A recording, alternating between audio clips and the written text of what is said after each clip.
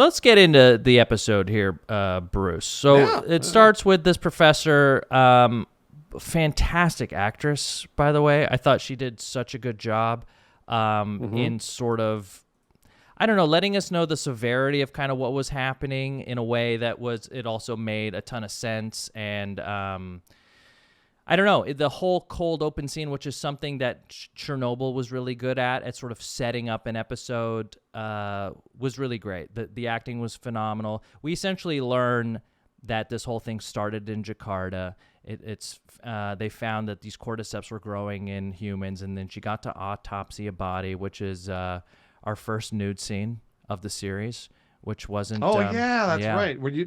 Is that when you masturbated or?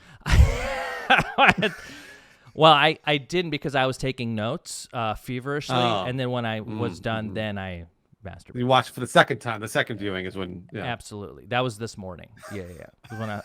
When I was making sure I was crossing all my T's on my notes, I was crossing it. Anyways, yeah, that was it was a fun scene. I'm glad it was HBO. Notes and quotes. Absolutely, yeah.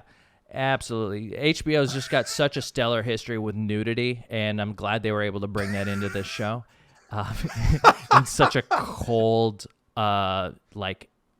non-sexual way. No, it's medical. That's why you shouldn't masturbate to it. Yeah, we are bordering on necropathy, or what's it called when you have man, this podcast we're going sideways here, but I think it's important that we address our issues. Necrophiliac is what you're saying. That's what and essentially she finds out that this woman who they had as she was autopsying was bit, and that person who bit her, no idea, and there's possibly 14 other missing people, and the sort of realization that, oh, this is bad, and there's no way to really contain this without bombing our city. And when she sort of, that's what she says. Yeah, when she says bomb. She says bomb. Yeah, that's it. Can you say it in the Indonesian accent? Can you say it? No, I don't. I do not know Tagalog at all. But can you? Is that is that the language spoken there? I don't. Maybe I could be wrong. I could be totally wrong about that. I just assumed. That was all. That's all it was. And that's sort of the hard hitting investigative podcasting that we're going to be doing and delivering all season long.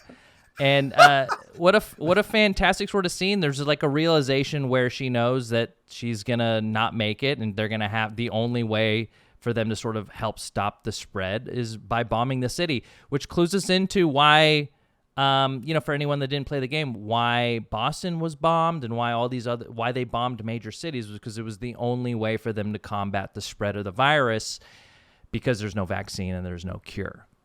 So that was my question actually to chat is, I mean, I played the games, but I don't remember any of this lore in the game.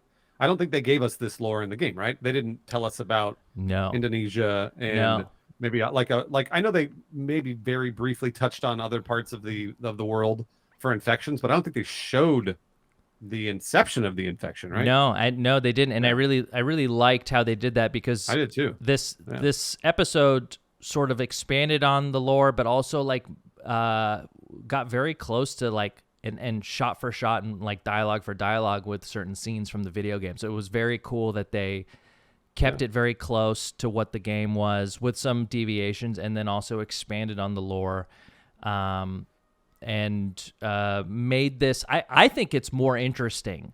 Now, the big change and the thing that we learned in this episode is that the fungus sort of speaks to the fungus in other parts. So if you are in one part of the city, the fungus can sort of send a message a mile away to another horde, which is kind of what happens in this episode, which to my knowledge, Kassem, that's what I learned in Star Trek Discovery. Yeah. Is that a fungal network can reach across time and space to send messages.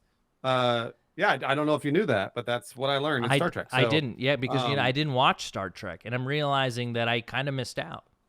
Oh, also Kyle said just like the Mario Brothers movie.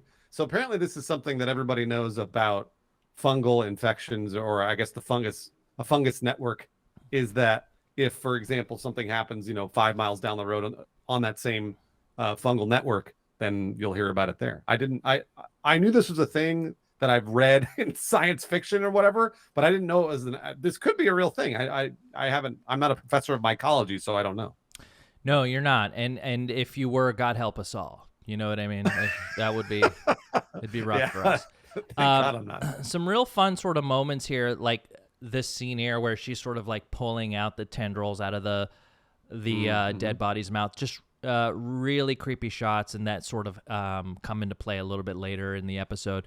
But essentially, we open up, we leave off, and now here we are with Joel, Tess, and Ellie, and we find out that Ellie essentially has she tells him that she's important because she may be the cure. Well, she has the infection. She tested positive for it in the previous episode, and now they know, Joel and Tess know that she is positive with the infection, but she's not turning into a zombie or a clicker. Right. And Joel's reaction. He's worried. Yeah. And he seems to be of the sort of point of view, like he's heard this time and time again, that this has been the case over and over. And you got to imagine over the 20 years since this has happened that there's probably been people that have said, oh, we have a cure and this is going to work and this and that. And he's probably just been let down over and over and over and over. But we see Tess sort of throughout this episode kind of come around to the idea. And in this scene here, she tells, when she's trying to get Ellie to spill the beans, she's like, me and Joel aren't good people. And we will do what we have to do to survive. So you got to kind of clue us into what's happening. And and she tells him, like, look, I'm the cure for all mankind moving forward. And what a load off that was for her. And she celebrated by eating this chicken sandwich, which I've got to pause on. What a hilarious moment this was. Why? Well, why is this funny to you? People eat chicken sandwiches all the time. All the time, right? It's a totally normal thing. Except, I think, especially in the first episode where they're working for rations and we see them eating jerky, they're sort of like very slowly gnawing on a dry piece of jerky, and all jerky's dry. And then we cut over to Ellie, who's just like noshing on what looks like a freshly prepared deli sandwich with Marlene wants to make sure she's healthy. That's all it is. How many of those are in her bag? Probably like how long is she supposed to be gone for? How many chicken sandwiches are in this bag? How much of that is she going to eat? I mean, put it this way. If it's cold chicken, let's say it wasn't refrigerated. Well, no, let's say it was refrigerated. Cold chicken will last, 3-4 days? 3-4 days. Right? I would throw it out like at 5 days for sure. 5 days that's too much. Yeah. And that's not too bad. That's a day old then. That's a great sandwich. It's a day old as far as we know, right? That's assuming that they had it. True. They had it in a fridge. Right before Marlene got shot, she was putting mayonnaise on a piece of bread and putting some chicken in there. Yeah, some like artisanal bread too. Like, look at the size of this, like the bread slices. Like, imagine the loaf that came off of. So what a wonderful sort of scene here, where this tiny little girl is eating this giant sandwich while Joel and Tess are gumming down little pieces of beef jerky. VL Havoc, thanks for the resubscribe, buddy. And so, we sort of move on here, and we get to see the sort of production design of the show really kick into high gear. What happened? So what'd you think of when you were looking at some of these scenes here? Well, so this scene you're showing right now, the one with like the building knocked over and stuff, that's straight out of the game. I feel straight like. out. And it's really great. It looks good, but it's clearly CG. Like, to me, this is like, it's CG. It looks cool. What I'm super hot on is all of the practical effects that they put around that, where they're walking, and we haven't gotten to it yet, but the museum full of mushrooms and the fungus everywhere. A lot of it looks practical. I don't know that it is. So it's either amazing visual effects or it's somebody that's putting in so many hours of actual physical art design into these backdrops. Like, even the hotel looked amazing when they walked in, and it was like filled with water. It's so cool. It really is amazing. Yeah, and there's a shot here. This is I think it's our first giraffe of the show. That was kind of trapped under the wheel of this car. As we know, giraffe is a big part of the sort of Is it? Yeah, it's a big part of the game. There's stuffed giraffes all over the game, and then there's also since we're doing spoilers in that first game, there's that really tender, nice moment that Joel and Ellie have together as a sort of, what do you call a herd of giraffes? I don't want to call them a flock. A murder of giraffes comes up to this sort of like broken. Oh, yes. Yeah, that's right. Yeah, that's right. And so, there's a lot of fun. There's one thing you're going to get with this crew is like a lot of attention to detail. And Ashley was noticing all kinds of it. Like there was a lot of just straight from game stuff. The planks, the way you had to like move a giant bookcase out of the way to get to the door. That's the game. That's straight out of the game. And they didn't do it in a way that felt like they were hammering it on the over the head and like pointing at it too much.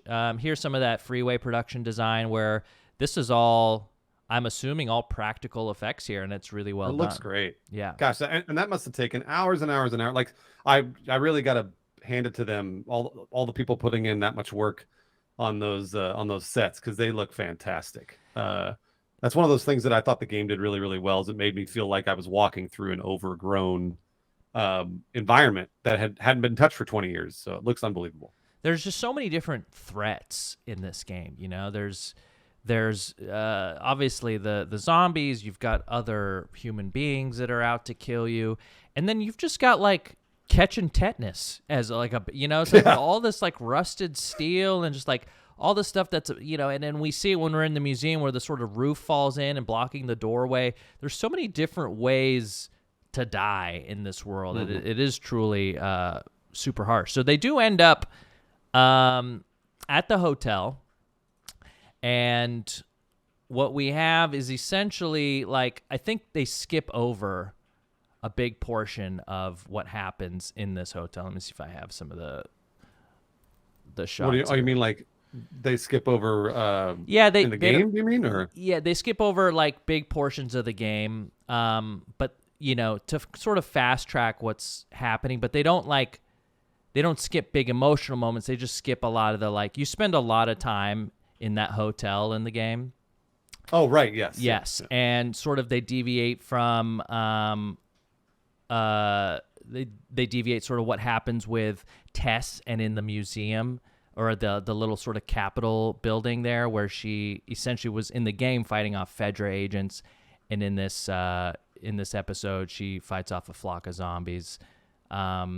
But yeah, so we have our first real like moment with Joel and Ellie while Tess is out. So here's the hotel. We've got the frog playing piano. What you guys don't realize is he was playing the theme song to the WB network. So that was, wow, what a callback. Unbelievable. Nice job. Callback to the WB frog, guys. No one knows what that is. Way to go, Kassem. Our audience will figure it out. Way to go. And so Ellie, who doesn't... If you're 75 years old, you get that joke. And so here you go. Here's our moment with Ellie and Joel. He's still not giving up any of his... He's playing everything very close to the vest. He doesn't want to share anything with her. And he's like, no questions about where I'm from, what I did before. And she's at least trying to open up and have a conversation. And this, which is nice, because we know that relationship eventually is going to get to the point where they're very close. But it's fun to see sort of like how many bricks she's got to take down before they get there. It's interesting you say that, because I guess she was kind of probing on Joel. I felt like Joel was probing on Ellie. I felt like they were probing each other, and neither one of them wanted. Like, totally. They were both had walls up, and they're like, "Nah, we're not going to do." Nobody is letting their walls down at all. Absolutely. Which I liked. I like. Yeah, absolutely. Yeah. They're both sort of like playing this game still, and so they eventually make their way into the museum, and the museum is the first place that we see the clickers, and as you can see here, this is a wonderful job of the prosthetics. Yeah. So do we? I haven't seen any behind the scenes, so I'm just kind of throwing it out there. But I think from what this looks like, it looks like practical and CGI put together. But I don't know. Is it fully practical? No way, right? I watched a little bit of the behind the scenes, and they don't show any of the makeup, but they do show, I think, different I feel like this is all a mask that they're wearing. Is it really? I feel Oh like my most of gosh. this is practical. That's I really so do. cool. Yeah, Gosh, it is 'cause very cool. It looks fantastic. It Here's just looks amazing. like here, this shot here like reeks of CGI to me. Like I can just It see does, yeah, that it they totally fill. does, yeah. Anytime Yeah. they're filling in, they have to fill in the sides of stuff here. You know, where Yeah, they don't yeah, have to worry about the edges, and it still takes a ton of work. And I would never like pretend to like even know how much work goes into this. But when I watch this, I'm less impressed than when I'm seeing something practical. Oh yeah. Like Yeah. like these guys here, which I thought they just absolutely nailed. They didn't have to do anything. Would you have been upset if they changed the design of the clickers? I mean, I wouldn't have given a shit, but a lot of people would. And It- honestly, this Mhm. episode 2 was directed by Neil Druckmann. So Yeah, who wrote the game I and imagine, directed the game. Yeah, yeah, I figure if they would have changed stuff, I don't know that he would have been super crazy about that, and maybe he wouldn't have been as on board. But I mean, this one, like, this is exactly the video. I mean, like, we're talking about the combat is exactly the same. Yeah. We're talking about the cover system. That, you know, they literally both, Joel and Ellie both crouch behind a glass case, and we've all done that in the video game 1,000 times. Yep. I mean, I think even when Joel gets assaulted by one of the clickers, it looks exactly like the video game. It's amazing. It really is like, and they didn't need to do that, and it looks great. It really looks great, all of it. It looks great. Apparently, the actors that they hired to play the clickers were big fans of the game, and so obviously that's going to be a plus. They're going to want to get the sort of movements down, and essentially it was like watching one giant long cinematic of the game. That's right. And yeah, like you said, they had to use the sort of sound to get around. He at one point knocks over a bust, steps on some glass, which attracts the clickers. And it's great because it adds a whole other level of threat than the what are the first level ones called? Runners? Yeah, the runners. The runners are standard zombie fare, right? Like you chew them up, you spit them out. But what they added here was the ability for them to sort of like hive mind and be a collective, which makes them, to me, more dangerous, knowing that we could be in this building and then somewhere else there could be a horde on their way because the fungus is talking to them, which I think is a wonderful way to separate. And it's something that you didn't see in Walking Dead, and it really ups it's like a It Follows type of threat where it's like always looming, which I like. It's not game lore, right? That in the game they weren't linked together, right? Right. That's new lore, yeah. I really like that. I actually really like the shot. You keep showing it, but I like the shot of all of the runners laying down in the street, and they're all kind of like moving around, and like as the sun hits them, they all move together out of the sun. The reason we're not showing the video, by the way, in the case that you're wondering if you're watching or listening to the podcast, is because HBO claims it on YouTube, even with no audio. Yeah. Which is that they can't do that. This is all fair use because this is commentary. Regardless, that's why we're not showing the video. But this shot here, yeah, that's where all the bodies are laying there and they all move as a group. That's really cool. You're right. I was really excited they did that. I'm glad that they did. It seems like every decision they've made so far has really like just only helped the story. I haven't seen them make one. You know, when we had talked about before the series aired that they're getting rid of the spores, I was like, okay, I like the spores in the game, but I totally am on board with the fact that, like, yeah, I don't know as a viewer if I would buy the fact that spores aren't just everywhere and you would get infected no matter where you were. That's what I think, yeah. Yeah, to me, it's fantastic that it's sort of based on, like, tendrils and we have, I think, there's a whole bunch more photos, too, that I couldn't upload because there's a limit on OBS slideshows. But so then we get into sort of the moment here, which is straight out of the game, by the way. And if you want to give me 1 sec, I actually have a couple more photos I can upload. Oh, please, yeah, please. I could talk easily. Yeah. This is the shot where they're walking from the museum. Oh, are you talking about the view? Yeah, the view of. The view. There's just like this group here, but yeah, this is straight from the yeah. game. She uses a plank. Again, this episode was directed by Neil, so I mean he's going to be the best person to know all of these shots, and they did a fantastic job. I don't think I even really needed to see shots from the game it's fun to see them. And I try to take the television show separate from the video game. Either way, the shots look fantastic. They're beautiful. The CG is really, really good. It isn't the greatest thing in the world, but I still think it looks really, really great. It gives you a sense of the scale and like how far they have to travel with how much danger there is. And I love it. I'm a big fan of it. Yeah, I agree. I think it's like I said, they've managed to really do a good job of keeping everything. And they don't have to do this. They don't have to keep everything super tight with what's going on in the game, but they are, and it's not in a way that's like hokey or weird in any way. It's all in service to the narrative plot, and it's really worked out. So if I have some more here images to show you. One of my kind of like tiny little complaints about the game was whenever they're like, hey, we need to get down this street, we can't go down the street, so instead we have to go through 1,000 buildings. I was always like, which building? Where are they? Why are they? How far are they? Like, that was always a kind of a very small complaint. Like, I had no idea how much ground they were covering or where they were. And I think the television show does a little better job. It kind of tells me where they're trying to go and why they have to go through buildings, or why they can't go through the hotel, and why they have to go through the museum, or why they can't just walk down the street or whatever. I would have loved to see, I have one very small complaint about the television show this episode, when they show the open street where they're trying to walk down the street, and they're like, we just need to go down that way. That's the short way. And they're like, well, we can't go that way because, runners or clickers. Yeah. But they don't show them. Yep. I would have loved to, like, just, I don't know, anything illustrating the danger in that path.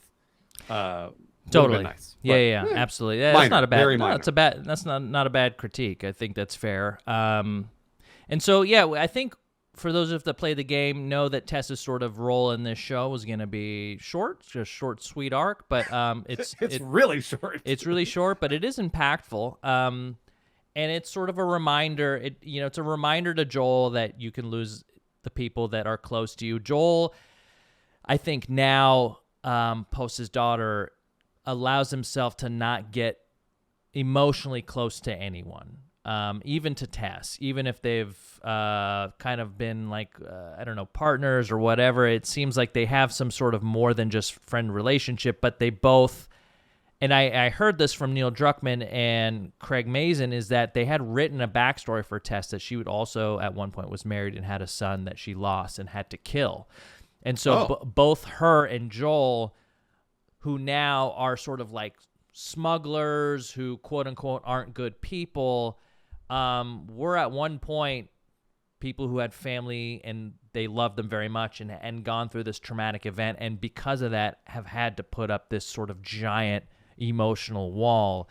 And for Joel here, once he understands that her time is sort of limited, doesn't spend a whole lot of time here. He just pulls Ellie right out, and I think Ellie sees a little bit more of the sort of, anything can kind of happen to any of these people at any sort of moment. But Joel is quick to grab her and leave, and it was Ellie nice. Doesn't want to leave. Yes, she doesn't want to go because she's like, wait, we can help, and Joel knows there is no helping. Tess. There's no helping. It's over.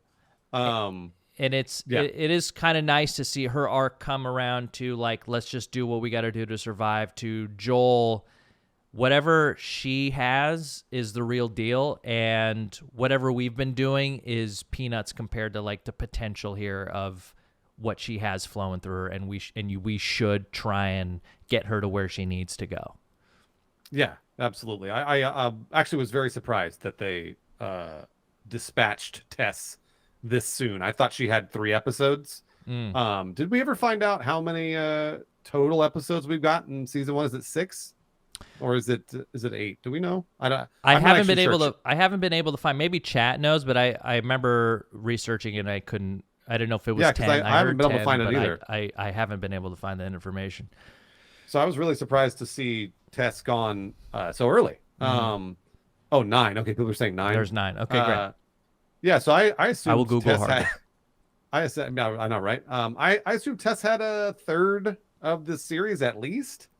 But I guess we have to run into Nick Offerman, and we got to run into his brother, Ghost Rider. Yeah. So that, and we got to go through the snow and the whole thing. A couple of people brought up in the chat, and I agree. So when they arrive to the rendezvous point where they're supposed to meet up with these people and hand off Ellie, they're all dead. There was an infection. The health, like Joel says, the healthy ones tried to kill the unhealthy ones, and everybody lost. However, there were barrels of gasoline and grenades and ammo boxes and all sorts of crazy shit that I was like, oh, they're gonna grab all that. Like, this is gonna be great. And then they don't do any of that. They just Tessa's like, I'm bit, go, and then they leave. And I was like, well, they could have stopped to get some ammo or maybe like a couple grenades or something. Like, like that was, it felt to me like that was serving the narrative. Mm-hmm. And I would have liked to have seen them scrounge just a second. Also, another very, very minor complaint. I'm really nitpicking here. I loved the episode. That's what we're here for, Bruce. Yeah. Yeah. The nitpick. The nitpick. We have to. Yeah. It's getting a lot of praise and adulation, and deservedly so. But we should be objective about it as much as possible. I would bet that they shot those scenes. I would bet that they shot the scenes of like looting ammo and maybe getting a gun or whatever, and then they just didn't use them. Same with the grenades when Tessa's trying, like, again, serving the narrative, when Tessa's trying to light the lighter to start the fire to blow the whole thing up as the runners are running in. I was like, all she had to do was pull a pin on a grenade and throw it at the door that they're coming in. Like, that would have done it. That would have blown the whole thing sky high, and it would have been cool, right? Because you would have been like, if it were me, I would have been standing in the center of a bunch of grenades, throwing a grenade at all these runners to watch them explode as I died. Because I would love to see the whole thing go up. Yeah. Because well, I'm a badass, but also, wouldn't it be cool to see a bunch of like zombies explode as you die? I think that'd be cool. Absolutely, but this is where we part ways because I'm the romantic, and I would have stayed here for this kiss. This has got to be an MTV Movie Award Best Kiss winner. This is one of the most disgusting things I've ever seen on screen, and this image will haunt me forever. And I've been kissed by a rose on. Somebody's been tuning into the stream. I see Sunlight Bro in the chat. I hated this. I think we all did. I think we're supposed to feel sort of violated by this. We're supposed to feel uncomfortable. She's essentially like giving into her fate, but not without one last fight. And it's just like such a disgusting. I can't get the feeling. Like, I wanted to imagine what this would feel like in my mouth, and I don't know if it's. I was like, would it feel like if I stuffed a bunch of fries in my mouth? Like, no, that doesn't quite do it. Like, would it be a bunch of wet noodle like spaghetti? I don't think that would be too limp. But hold on, wet noodles that move around and have little hairs on them. What I think that's good. I think I figured it out. If you get one of those salad medleys at the store that have all the sort of different combined lettuces and the little pieces, that little white pieces that look like tendrils, are kind of like stalky bits, and you get a whole bunch of those and you shove it in your mouth and then you go in for a kiss.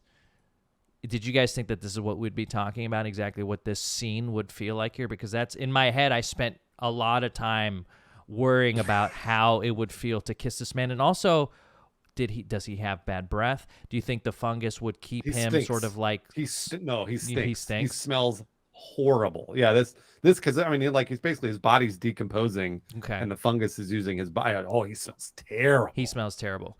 Okay. Oh. Okay. Yeah. Yeah. Look, I wanted to like come up with some. I think I was rationalizing in my head that somehow the fungus is keeping him clean, much like moss on the ground or something like that. Like you've seen people on.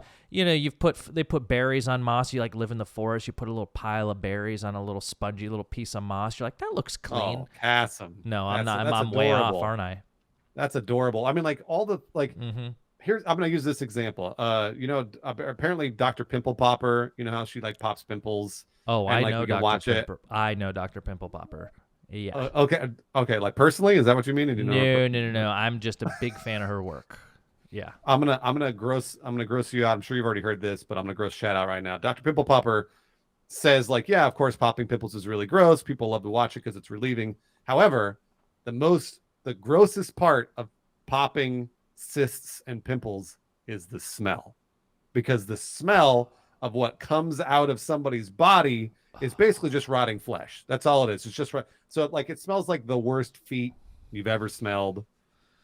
And so that's what I imagine Bruce. all of these people to smell like, is like the worst Parmesan, the most rotten Parmesan cheese you've ever. A little Reggiano. This guy, what if his name was Reggie? I mean, like, this is tough. And I think this is the same guy that was like sort of alerted by the tendril on the ground. And so I feel like he got the main message, and he knew exactly, like the fungus told this guy specifically, like, look out for this lady. She's in this place. You got to come for her. And this guy got the strongest message, and he came and he saw her right away, and he's like, I'm gonna make you mine, baby. And he just stuffed her full of that salad medley mouth. What a disgusting scene. Somebody in chat said live octopus, which also seems like a little live squid or live octopus put in your mouth. That's I think a good way to put it. I think the movement is bang on. I don't know if the fungus is going to be as wet and slimy but maybe it is. I could debate this. This could be a whole other pod, but unfortunately we have a time limit here, guys, and maybe we'll talk about this on the stream tomorrow. But I think the movement of an octopus with the texture of the salad medley mix combo. And it smells like rotten Parmesan. It smells like rotten Parmesan. And not an image I'm soon to forget. And so we see this explosion, and Tess's life is extinguished, and we see Ellie here standing, waiting there while Joel's already moving on. Joel just kind of keeps going. He gets hit, and you'll see it in his eyes for a second, but Joel has been through so much trauma that there's really nothing that he's going to see that will keep him still, like Ellie is at this moment. And Ellie is sort of experiencing this for the first time, and it's kind of fun to see them both deal with these events in this way, in their own ways. Well, yeah, because I mean, it is funny because Ellie kind of puts up this facade of that she's super hard and, like, you know, she can put up with anything and she can do anything and all this other stuff. But then, like, this happens, and what did she know Tess for 2 days? Yeah, maybe 3 days, and she's super bummed, and, like, you know, she's like on the verge of crying, and Joel's known Tess for how long are we saying? Maybe like 10 years, 5 years, 10 years? I don't know. I'm not sure. Yeah, I don't know if they specify, but it definitely feels like a few years at the very least. Can I ask you this? He's gone. Yeah. What do you think? Do you like these characters as people yet? Or no? Yeah. No, absolutely not. Same. It was the same. My same issue with the game. I had the same problem with the game, where, like, I think by the end for the video game, I liked Joel, but I wasn't crazy about Ellie. Yeah. And even then, I mean, like, we'll get into this as the series goes on, but I don't want to spoil it too much because I don't know what the series is going to do, but I assume it's going to take the same path. That was always my issue with these characters, is that I didn't like them. Even Tess, I sort of liked here, and then they kill her. So, you know, like, she's finally starting to be like, hey, let's have a little hope type thing. And then she's gone. So I kind of like, I'm with you. They're not likable characters. And I think I kind of like the fact that they're not likable yet, because I don't think we're supposed to be on board yet. I like how I agree. Yeah. Just that point you made about Tess is so bang on, is that the second we see somebody do something good that is not selfish, that person's taken away from us, you know? And boy, has Joel seen so much of that in his life. Anyone that was good has been taken away from him, and ultimately, to survive, he's got to completely detach from his emotions, and it doesn't matter if you're a good person or not. You just have to survive. And I saw it in the chat. Joel's a soldier. Joel's got dead in the eyes. I mean, it's true. Right. And what's fun is and the only, you know, we know kind of how they come around and how this relationship ends up being forged. But right now, I don't think we're supposed to like him, and I don't think we should, do. It's like we're getting there, though. There are very small moments where that door's open and we're seeing a little bit of humanity. But for their own sakes, they're still so worried about just surviving, I think it's going to be fun to see how many more of those moments we get coming up. We're describing the arc of this is the intended arc that we're supposed to get, is that we're not supposed to like these characters, but by the end we do. So that's why we're both saying we don't like we're not like this show sucks because the characters are bad. Like, no, we get it. Like, it's like, this is also a very, recurring trope in everything, which is the reluctant hero. The hero's not supposed to want to be a hero right away. Yeah. And that exists in lots of stories. So we're getting there, I think, with the show. Yeah, we're getting there, and that kind of puts a button on this episode. I thought it was a really strong episode. My favorite part of the episode was the beginning and the end. Love the whole part in Jakarta, and love that absolutely atrocious mouth-on-mouth that we saw towards the end there. Everything in between was good too. Everybody in chat was saying that was that when you were taking notes again? When you're taking notes during the naked lady in the lab, and then feverish. I'm scribbling very hard notes. Ink everywhere. I was, I guess, you know what? Since you're saying your favorite part, I'll say my favorite part was the clickers. I loved seeing the set design of the museum. Yeah, and I loved watching them recreate the video game almost frame for frame with the clickers in that museum. It's so cool.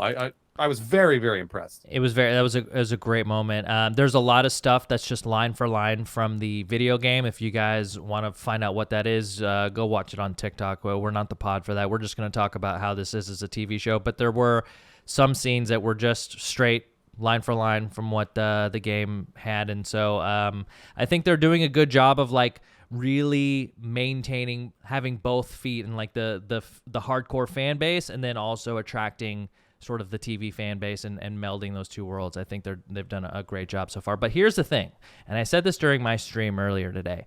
Every episode of this I watch makes me want to go back and rewatch Station 11.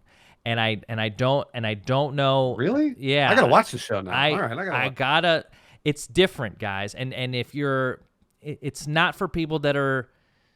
It's not a video game adaptation. It's a book adaptation, but it is about people surviving in a post-pandemic world, and it's fantastic. It's from like the artists, like people.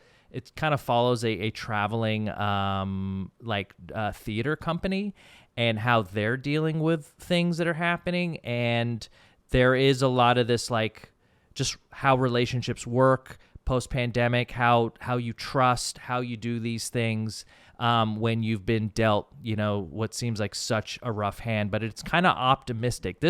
So far, this story is a little grim. And, there is a little bit of hope that this young girl, Ellie, has a cure running around in her. But for the most part, people are out to kill you. Monsters are out to kill you. The buildings are out to kill you.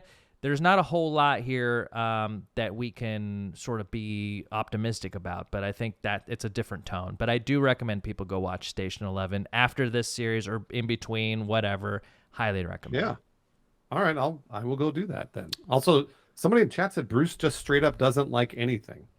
I was just saying I loved it. I love the episode over and over. We both love the show, and you're just not even listening. Yeah, no one's listening. Are you guys? Maybe your volume is so low that they can't. I might be too quiet. Man, I'm really trying to talk loud to overcome this very low volume. That we're gonna get it figured out. Trust me. And Twitch's guest star is they're working on it, guys. They're working on it. All right. Before we go, Bruce, anything? Do you have anything you're looking forward to in the next step? I think we may get some Frank and some of what's his name from Parks and Rec. Nick Offerman. Nick Offerman's character. I think we're gonna. He's coming back. He's coming in third episode. Yeah, right. Yeah, it feels that way. Yeah. I don't know how. I mean, like, if we're already through Tess in the second episode, and there's 7 more episodes to go, what else we got to cover? That's a lot. Yeah, there is quite a bit. It seems like we've there is we still got like bloaters, to encounter. Oh yeah, the boss, We've the mini still boss. got we still got the cannibals that are in the game, that are the guys that sort of like eat people. I mean, there's a lot of that so far.